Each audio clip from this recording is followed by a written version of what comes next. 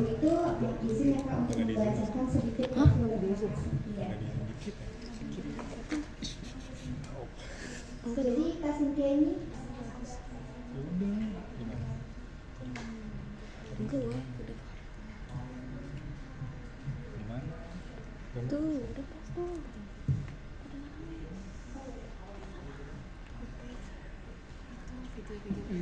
Nah, tadi udah bener-bener mau digedein maksudnya.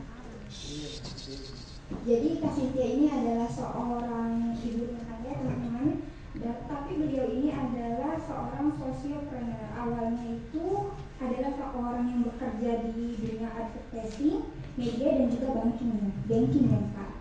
Nah sekarang aktif pada komunitas Life with Us dan juga menjalankan yang namanya founder juga ya Kak dari komunitas tersebut. Dan ada juga satu lagi komunitas yang dibangun oleh Kak Cynthia adalah Bersalin Silang. Kak Cynthia ini pengalamannya menjadi konsumer yang powerless. Nah, mungkin ini menjadi salah satu latar belakang Kak ya untuk akhirnya beralih ke sustainable living. Nah, terus mungkin itu aja secara singkat. Kalian juga bisa nih untuk mengunjungi akun pribadinya Kak Cynthia di @cslestari. Di sana banyak banget konten edukatif tentang sustainable living. Nah, untuk itu langsung aja kita ke perkenalan singkat dari Kakak sendiri. Halo semuanya, ini pada dari mana sih teman-teman datangnya? Dari komunitas juga kah? Ada yang Salah satunya dari mana? Boleh dong sebutin, sombongin dong komunitas apa? Ayo, masa ini nih gak dikenalin komunitasnya? Bismillahirrahmanirrahim, nama saya Muhammad Fadil Alisa. Saya ada 3 komunitas, tapi lingkungan semua. Tapi ada fokus-fokus tertentu. Pertama Kobor Iklim, yaitu fokus ke pemudaan. Kedua Kemangti Jakarta, fokus ke mangrove. Dan ketiga Ekodin, fokus lingkungan tapi ada pendekatan religinya. Dan tepuk tangan dong. Aduh, kayaknya kita bisa kolaborasi nih Mas ya. Ya, silakan, tidak apa-apa. Oke, salam kenal semuanya, aku Cynthia. Aku ibu dari 2 orang anak. Usia aku sekarang 30 tahun. Dan benar sebelumnya aku tuh kerjanya di advertising agency. Jadi aku tuh backgroundnya adalah orang periklanan gitu ya. Terus dulu juga aku blogger. Sekarang karena aku malas ya nulis panjang-panjang gitu loh. Di blog itu kan nulisnya harus panjang dan harus fokus gitu ya. Makanya aku lebih fokus untuk konten via Instagram. Karena Instagram tuh lebih mudah, tinggal jepret foto gitu kan ya. Terus caption aja tulisnya panjang, tapi kan gak mungkin sepanjang ngeblog gitu kan. Makanya lahirlah Life with Us gitu. Dan karena aku suka banget sama second hand, jadi 80% baju di lemariku itu second. Dan karena aku keranjingan di cluttering kayaknya ya, gara-gara waktu itu peralihan dari yang tadinya shopaholic jadi shopaholic. Nah karena di cluttering mulu, terus aku seneng banget nyari-nyari second hand, sampai akhirnya aku bikin group namanya Salin Silang dan event namanya Bersalin Silang. Mungkin ada yang udah pernah ke Bersalin Silang? Cobain next time. 19-20 Juli ada di Taman Ismail Marzuki. Oh ya. Tapi itu regisnya tuh kadang berebut nggak sih Kak? Sekarang bisa banget. Soalnya waktu 2023 aku tuh pernah ikutan Bersalin Silang vol 1 atau vol 2 gitu kalau nggak salah. Itu masih lumayan mudah untuk daftar. Nah sekarang tuh udah susah banget teman-teman. Jadi kalau teman-teman mau ikut nanti yang diikutin itu harus pantengin IG-nya yang tadi Bersalin Silang. Ataupun bisa biasanya juga kakak di IG kakak juga ada ya. Oke. Nah sebelumnya nih Kak, di sini kan ada juga yang di luar dari komunitas, ada teman-teman yang mungkin dari masyarakat biasa. Boleh nggak sih kakak ceritain sedikit apa itu sustainable living? Sustainable living tuh sebenarnya apa ya, kayak hidup berkesadaran kali ya. Hidup berkesadaran tapi sadarnya itu lebih dalam point of view gimana kita bisa seminimal mungkin berdampak terhadap lingkungan. Karena segala aksi dalam hidup kita itu pasti berdampak ke lingkungan. Napas ya kan. Terus juga jalan ke sini dari rumah ke sini, naik transportasi umum, naik motor, itu juga dampaknya ke lingkungan. Makan, apakah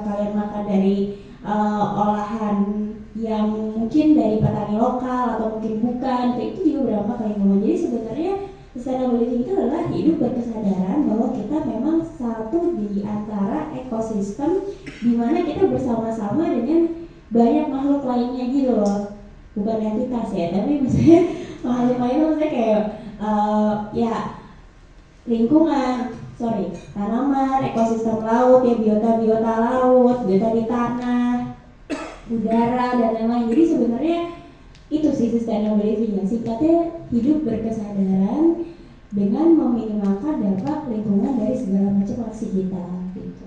Ya, jadi lebih ke mindfulness gitu ya Kak, kita sadar dan tahu apa sih tindakan kita itu bakal berdampak apa nih ke depannya gitu ya.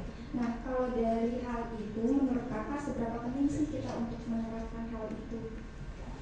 Kalau seberapa penting, kalau saya jujur aku tuh baru nerapin sustainable living, baru kenal sustainable living itu tahun 2018-2019 di saat aku tuh lagi FOMO-FOMOnya gitu kan.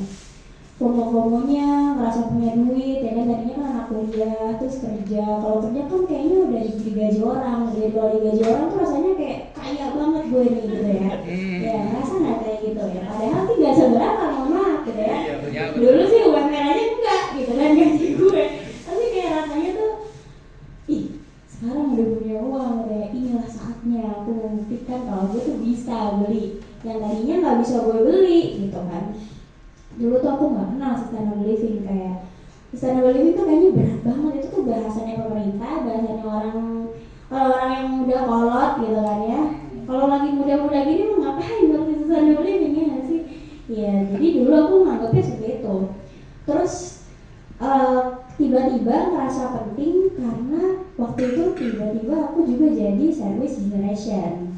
Jadi apa sih namanya, aku harus banyak lah ya tanggungannya secara tiba-tiba, secara instan di masa aku tuh tidak menabung sama sekali. Yang aku tahu cuman FOMO, YOLO gitu aja gitu. Terus untung dulu nggak ada pay letter, kalau dulu kan pakainya kredit card ya. Jadi kredit cardku ada 2 dan itu penuh semua, liburannya 7 hari, nyicilnya 12 bulan. Ngopinya 30 menit habis. Nyicilnya 1 bulan di akhir berikutnya. Kok bisa ya bikin kayak gitu ya gitu. Nah, terus ketika aku lagi jadi senior generation itu gitu ya.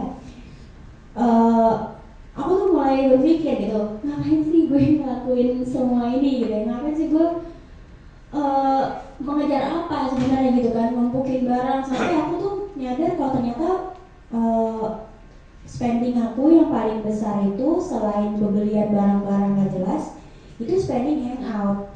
Kalau ada cafe baru harus ikut, kalau ada tren mungkin bomboloni dulu gitu ya, apa segala macam, ada donat apa datang gitu kan ke sana, ada lokal market apa harus datang segala macam gitu, aku tuh harus datang. Nah itu spending yang besar. Tapi kalau diulik-ulik sebenarnya kenapa ya aku senang banget hangout, karena aku tuh nggak betah di rumah. Nggak betah di kosan. Kenapa nggak betah? Karena ternyata barangnya banyak banget, bener-bener numpuk, kayak gue tuh napas itu sumpah gitu kan ya, tidur, pokoknya di kosan tuh cuma tidur, makan, mandi, udah gitu pergi. Kalau kerjanya belum pulang sampai jam 9 malam ya jangan pulang kosan dulu gitu kan. Jadi ternyata kondisi kosan itu sangat berpengaruh ke bagaimana spending aku ternyata gitu. Jadi aku kemarin tuh 80% barang yang ada di kosanku aku jual-jualin untuk bantu juga penambahan finansial. Dari situlah akhirnya aku kenal sama minimalism, sama decluttering, dan aku juga jadi kenal sama yang namanya gue tuh harus hati-hati ya dalam berkonsumsi gitu. Belum kenal sama pilah sampah ya, enggak. Jadi aku kenalnya itu mulainya dari memilah produk apa sih yang worth it untuk gue spend uang ke situ gitu. Kira-kira produk yang seperti apa nih? Baru deh aku mulai pilah-pilah kayak, oh yang ini dia punya value yang bagus, ternyata dia bisa supporting lingkungan. Ternyata yang ini dia misalkan punya value untuk membantu sosial segala macam. Jadi aku tuh bermulanya jalan sustainable living itu dari konsumsi dulu, nilai-nilai konsumsi gitu. Oh ya ini kayaknya udah enggak lagi, kayaknya aku nggak usah pakai kapas lagi deh. Kayaknya bisa deh dikurangin gitu ya, pakai face oil aja gitu ya kalau misalnya mau ngapus makeup. Terus kayaknya aku udah nggak mau deh pakai deodoran yang ada di apa namanya di mart itu gitu ya. Kayaknya aku mau ganti aja deh ke deodoran yang mungkin lebih baik untuk aku. Jadi fokusnya itu untuk aku sebenarnya. Bagaimana jadi memang sustainable living kenapa penting buat aku karena itu tuh enhance diri aku gitu. Jadi punya kualitas hidup yang jauh lebih baik. Secara pemilihan produk aku juga nggak asal-asalan kan jadinya ya. Aku tuh punya kriteria gitu dalam memilih produk, dan dengan jalan sustainable living menurut aku tuh enhancing our life gitu. Aku ngerasanya berdampaknya ke diri aku dulu gitu. Dan ternyata setelah kesini memang kenapa penting ya karena emang udah darurat nggak sih ya kan. Kalau sekarang ya kita udah ngerasain banyak banget krisis iklim yang luar biasa gitu ya. Kan harusnya bulan musim hujan jadi panas, yang harusnya panas jadi hujan, yang tadinya nggak kering jadi kering gitu kan. Harusnya tuh kita udah ngerasa ini darurat dan jadi penting gitu. Tapi kalau kamu butuh sesuatu yang lebih lebih keras gitu ya, kenapa ngerasa penting jalan sustainable living ya karena itu bakal nambahin kualitas hidup kamu gitu dari hidup kamu yang sekarang. Itu sih kalian. Oke. Nah, kalau misalnya kayak gitu ya Kak, awal-awal pasti sulit nggak sih untuk nerapin itu, apalagi dari Kakak yang perubahannya dari yang suka banget belanja terus tiba-tiba jadi lebih selektif lagi untuk memilah-milah gitu karena yang benar-benar dibutuhkan. Terus cara nahannya gimana sih Kak? Kalau kita kan kadang apalagi cewek-cewek ya, ada tanggal kembar lah, terus ada payday dan lain sebagainya, banyak diskon gitu kan. Gimana tuh cara kita supaya lebih mindfulness dan pilih-pilih lagi ini yang benar-benar kita butuhin dan ini enggak gitu. Nah, itu butuh jam terbang ya. Keseringan. Iya benar, aku nggak akan bilang mudah karena memang itu sama butuh jam terbang. Kita saat ini yang gampang banget berbelanja itu adalah hasil dari pupuk dari kita zaman kecil kan. Kita tahu kalau zaman dulu mungkin ibu kita suka bilang lebih baik nyesal beli dibanding gak beli. Itu udah tanam di diri kita gitu sampai dengan kita sekarang. Jadi tidak semudah itu untuk bisa berbalik, tapi bisa sebenarnya. Caranya kamu tadi sebutin kalau kita tahu ada payday segala macam. Ternyata ada banyak mindset yang bisa kita evaluasi lagi selagi kita di masa kini gitu. Kayak mindset selagi ada diskon itu tuh harusnya nggak usah diikutin karena kita udah tahu, kita bisa prediksi kapan aja diskon itu ada. Setiap bulan ada diskon apa aja? Coba yang bisa keprediksi. Shopee 77 contoh. Ya, payday ya. Terus Shopee gajian. tanggal kembar, ya kan? Terus apa lagi? Shopee gajian. Momentum. Jadi sebenarnya kita bisa memprediksi kan kapan aja diskon itu ada. Jadi sekarang ada berapa banyak e-commerce yang kita punya saat ini. Jadi kalau kalian ketinggalan hari ini, besok kalian dapat diskon di e-commerce yang warna lain. Kalau kalian nggak dapat, mungkin besoknya di Instagram itu orang dia akan garage sale gitu. Bisa jadi. Suka dengar nggak di TikTok lah misalkan pada ngomong, ini cuma jam ini aja, ini aja. Iya, benar. Besok kamu datang lagi, harganya segitu lagi. Iya, benar. Jadi sebenarnya kita tuh udah tahu kapan bisa diskon gitu ya. Jadi sebaiknya beli barang itu bukan berdasarkan diskon, tapi berdasarkan kebutuhan kita gitu. Jangan ikuti diskon, karena diskon mah kita udah pasti akan dapat diskon. Diskon itu kan cara mendapatkan uang kita sebagai konsumen.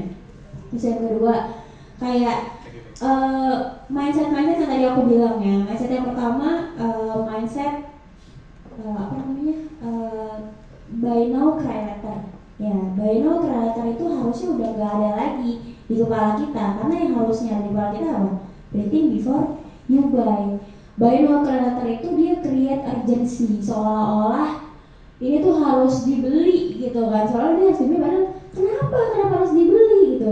Yang harusnya jadi pikiran kita adalah kenapa ini barang harus kita miliki, ada apa dengan yang kita udah punya, apakah kurang apakah warnanya nggak cocok, apakah kandungannya nggak cocok segala macam. Jadi banyak bertanya ke diri sendiri kali ya, itu sebetulnya. Oke, berarti ya itu ya Kak, jangan terlalu ikutin arus ya. Kita harus punya poin-poin tersendiri. Apalagi benar tuh, kalau misalnya kita nggak dapat diskon di hari itu, berarti nanti juga sebetulnya masih ada momen lainnya teman-teman. Nah terus gimana sih Kak pengalaman Kakak nerapin sustainable? Karena kan itu juga nggak cuma berkaitan sama pola konsumsi ya Kak. Kayak kita juga, tadi kan Kakak juga nyebutin tentang pilah sampah, terus di Instagram Kakak juga banyak tuh yang Kakak menyuarakan untuk bawa tumbler atau bawa kotak makan.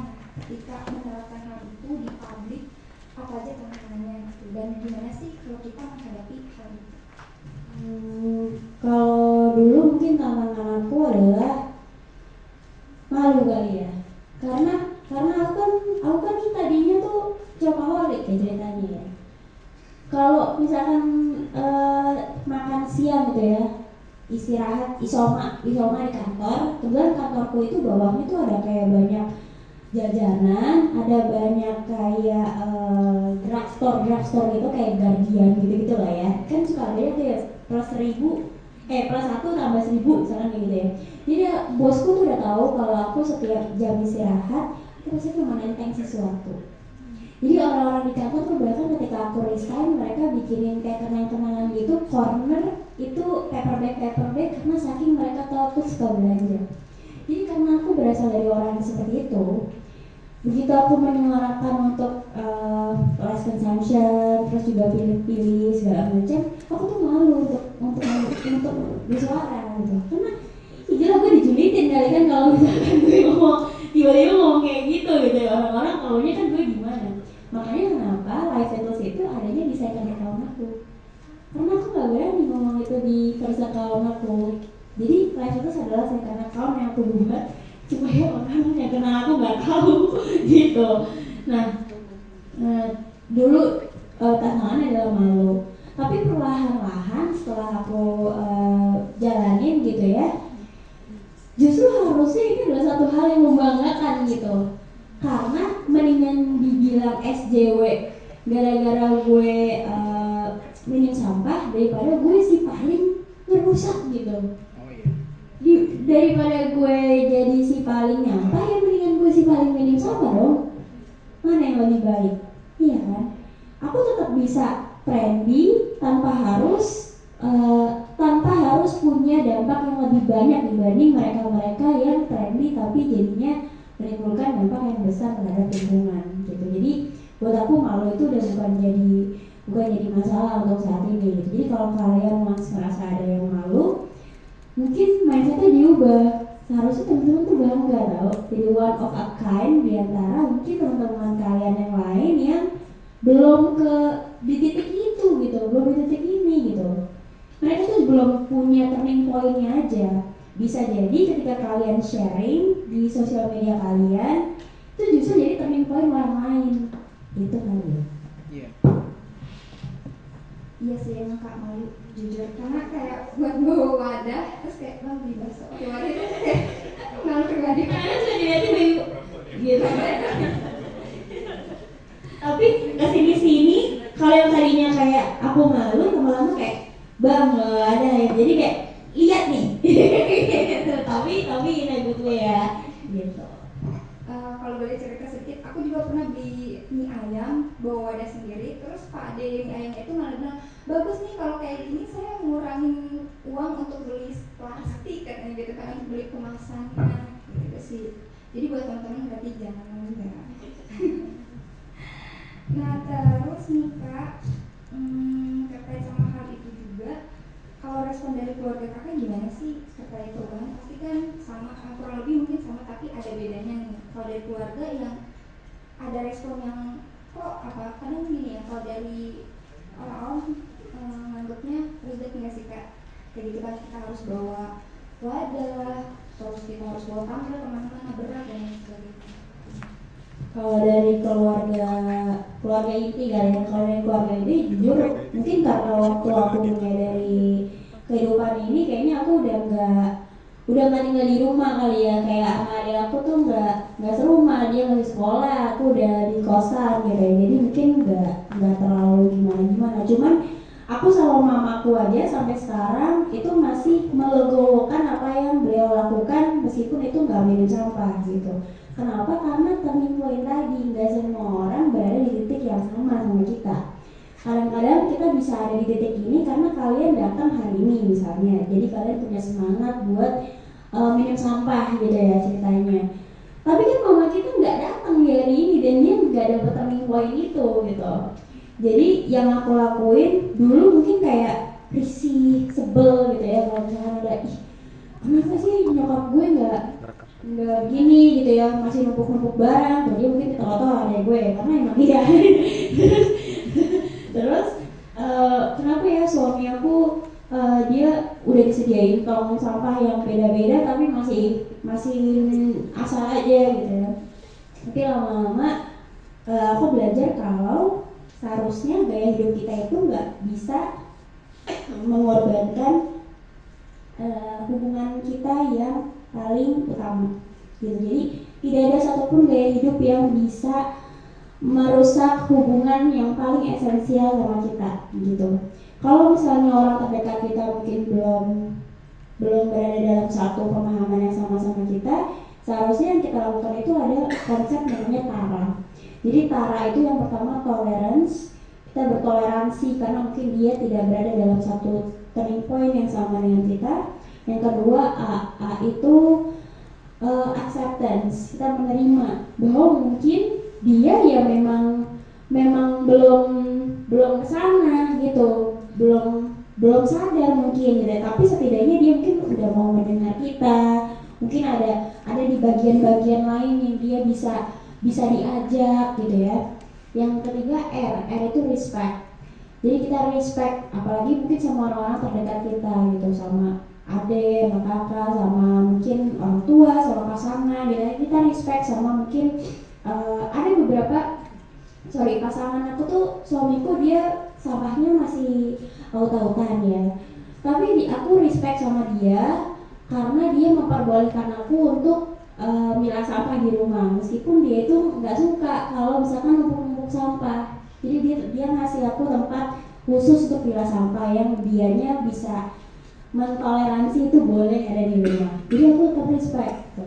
Terus yang terakhir adalah apresiasi ya, appreciation. Jadi appreciation ini kita mengapresiasi kalau dia sudah membolehkan kita, nggak marahin kita kalau misalnya kita beberes gitu kan, sedangkan mungkin punya dia tetap berantakan atau gimana gitu ya. Jadi kalau kita hidup dengan orang-orang yang nggak sejalan sama kita, jangan dimusuhin gitu, tapi lakukan aja apa yang memang kita biasa lakukan, emang yang kita percaya bagus untuk dilakuin buat diri kita. Nanti lama-lama orangnya juga akan nggak ikut tuh lama ya prosesnya, tapi kayak ya dia menghargai apa yang kita lakuin aja gitu. Jadinya udah nggak, tahapannya tuh udah nggak memandang aneh, nggak julid, dan ya udah silakan jalanmu jalanku gitu.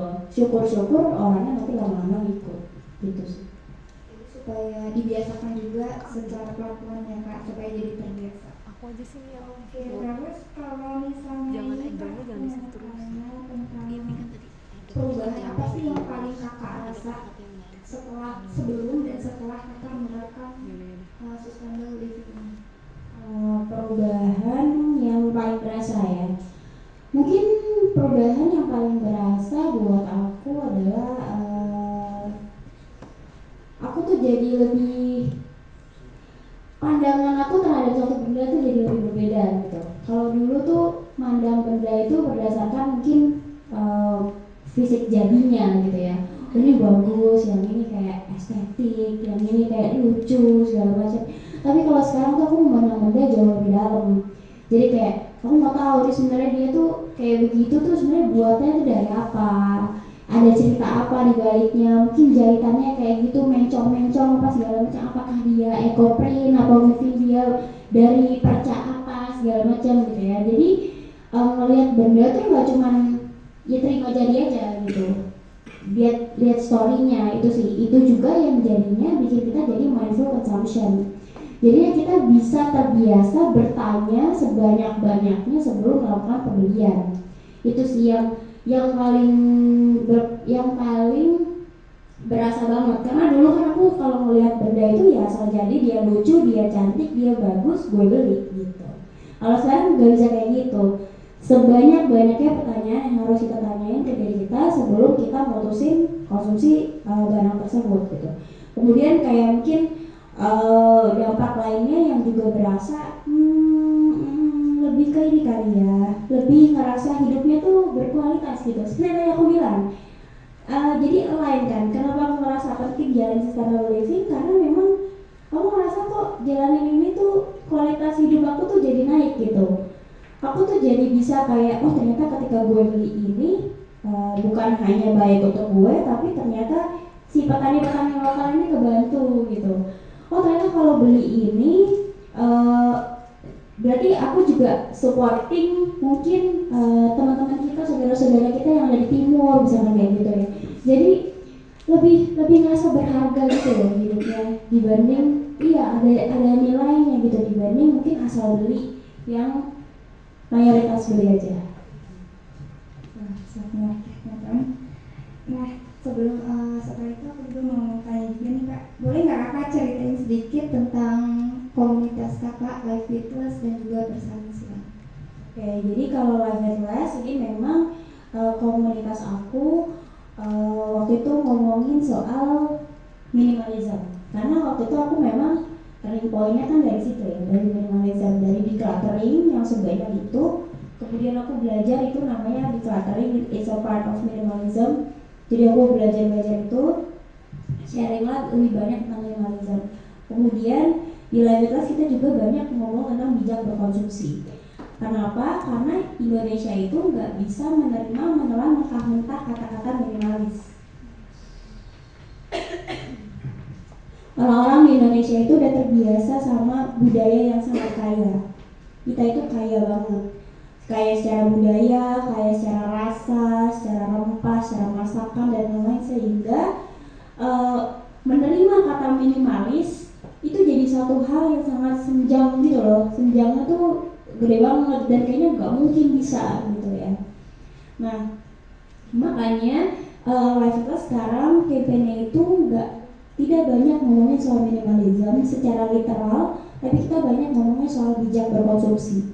Karena bijak berkonsumsi itu bagian dari minimalism dan bagian dari gaya hidup berkelanjutan gitu. Bagaimana kita berkonsumsi itu berpengaruh nih bagaimana kita menimbun barang sama bagaimana kita nyampah gitu. Jadi kalau Life Atlas ngomongnya lebih ke bijak berkonsumsi, decluttering, clutter, overconsumption gitu ya. Sedangkan kalau bersama silang itu program kami untuk ngajak teman-teman tuh memperpanjang usia manfaat barang bekas. Karena menurut aku di sini kita tuh lagi dibombardir sama overkonsumsi. Overkonsumsinya itu overkonsumsi yang kecil, overkonsumsi yang sifatnya doom spending. Mungkin ada yang pernah dengar doom spending? Jadi doom spending itu adalah spending kecil-kecil yang bikin senang hati, tapi sebenarnya cuma temporer, cuma sementara doang. Contohnya doom spending itu ya beli baju tiap bulan, beli kerudung, beli pasmina terus, beli buku terus, dibaca enggak, senang beli aja. Terus tapi giliran disuruh nabung buat beli rumah, bilangnya susah, rumah kan mahal, ya kan, ngomongnya kayak gitu. Itu namanya doom spending. Kenapa millennials dan Gen Z katanya susah beli rumah? Karena mereka kejebak doom spending, gitu. Nah, overkonsumsi yang luar biasa saat ini di Indonesia itu tidak lepas dari industri cepat atau fast industry, gitu ya. Aku nggak bilang hanya fast fashion ya, beauty juga fast industry kok, buku juga, ya kan. Jadi kenapa konsumen itu jadi mudah berkonsumsi dan mudah cepat bosan? Karena kita dibentuk sama fast industry. Fast industry membuat fast consumer. Fast consumer cenderung jadinya lebih cepat bosan sama barang. Lalu gimana nasib barang-barang yang udah kita konsumsi hanya karena memuaskan ego sesaat aja gitu.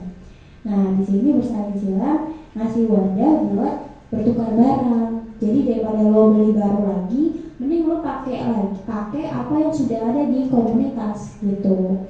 Makanya saya ini fokusnya tukeran barang bekas layak pakai sesama pengunjung. Jadi barangnya Ganoni ada 5 nanti dikurasi.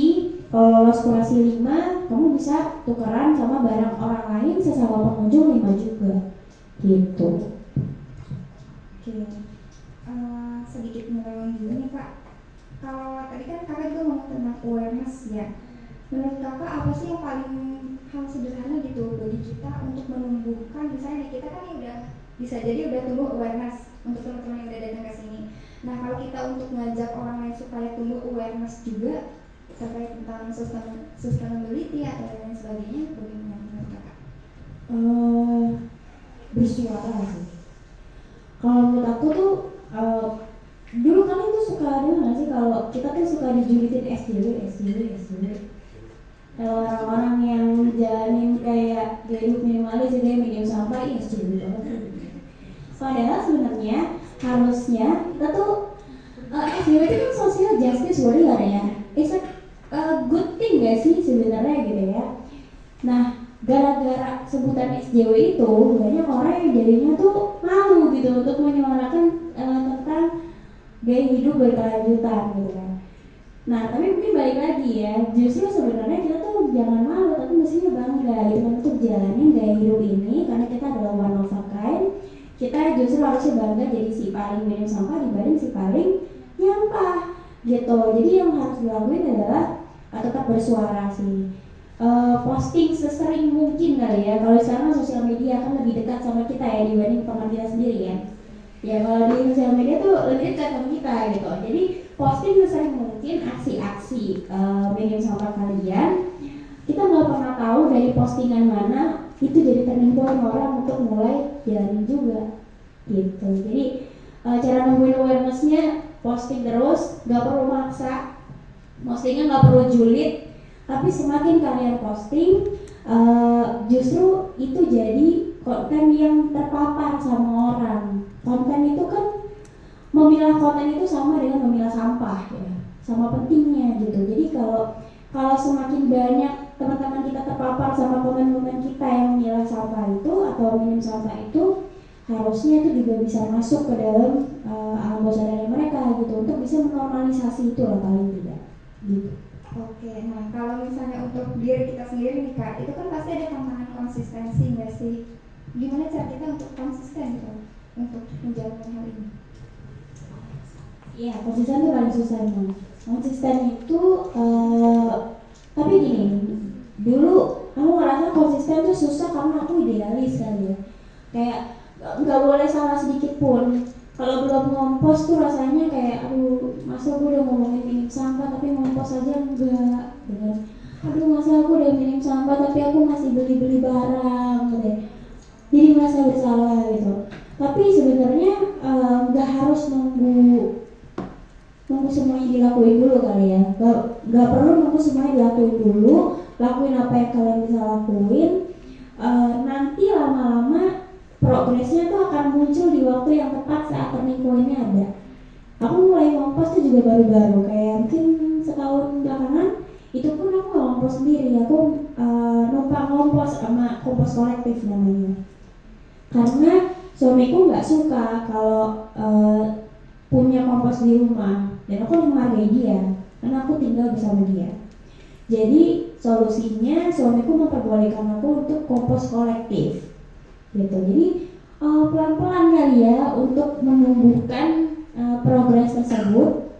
Dan supaya lebih konsisten, menurut aku dengan posting itu juga lumayan bikin konsisten kok. Jadi kayak kita tuh punya target untuk oh ya next jadiin challenge aja gitu loh. Kayak misalkan hari ini udah bawa tumbler misalnya sharingnya, mungkin besok aku mau bawa wadah makan sendiri jangan gitu. Jadi kita nanti ke bawah terus gitu loh kebiasaannya. Karena sekarang kayak orang senang posting gini, menurut aku, buat aku sih ini ya, buat aku sih ngaruh gitu. Kalau sering sharing tuh jadi lebih konsisten gitu.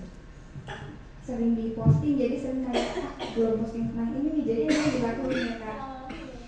Oke. Terus kakak juga kan banyak menyuarakan tentang pinjam ya kak, pinjam barang supaya kita nggak overconsumption dan lain sebagainya. Nah kalau misalnya seperti itu, gimana sih kak kita tuh, apakah ada platform khusus kita tuh untuk pinjam barang-barang, ataupun misalnya kita udah dapat pinjaman, gimana nih kita tuh bikin orang itu percaya untuk meminjamkan itu ke kita dan menemukan rasa tanggung jawab diri kita sendiri untuk jaga barang yang kita pinjam.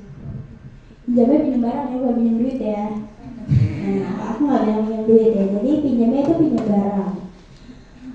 Pinjam barang itu menurut aku satu hal yang lumrah, karena kalian tuh biasa pinjam nggak sama adik kakak kalian, sama aja gitu. Jadi kayak kalau ada orang yang bilang aku malu kalau pakai baju bekas, itu tuh bohong banget, karena dia pasti biasa dapat lungsuran mungkin dari kakaknya, dari mamanya, dari neneknya, terus tiba-tiba bilang gak mau pakai bekas gitu ya. Itu bohong banget. Giliran dikasih bekasnya bekas branded baru mau. Jadi ternyata itu ego aja gitu kan.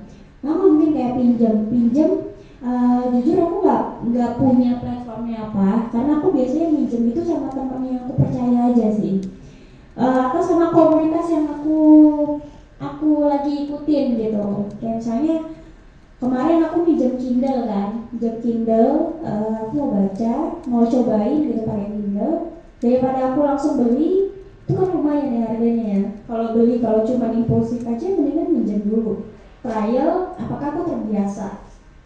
Nah itu aku minjemnya itu di komunitas ibu-ibu yang biasa aku ikutin gitu kan, di WA. Ada nggak yang punya Kindle, aku boleh nggak pinjam ya macam. Ternyata pada balas itu, iya nih aku nih korban impulsif beli Kindle katanya. Jadi kamu coba aja kayaknya, soalnya aku nggak baca di Kindle lagi gitu ya. Nanti kalau misalkan cocok bisa dibeli katanya gitu. Itu even aku nggak deket ya sama orangnya, tapi ternyata orang-orang tuh sangat terbuka kalau misalnya kita mengemukakan diri di publik gitu kali ya. Karena kan jadinya yang tahu tuh bukan hanya aku dan kamu gitu kan, mungkin ada orang-orang lain yang juga tahu kalau kamu minjem barangku gitu kan. Jadi menurut aku selain nyoba ke teman terdekat atau ke saudara terdekat, coba di komunitas yang kamu bisa kebukakan secara publik. Jadi orang yang mau pinjemin juga percaya kalau oh ya orang-orang tuh tahu kalau dia pinjam barangku gitu. Kalau sebagai peminjam ya tahu diri lah. Masa minjem barang orang itu merusakin barangnya, itu keterlaluan gitu. Oke.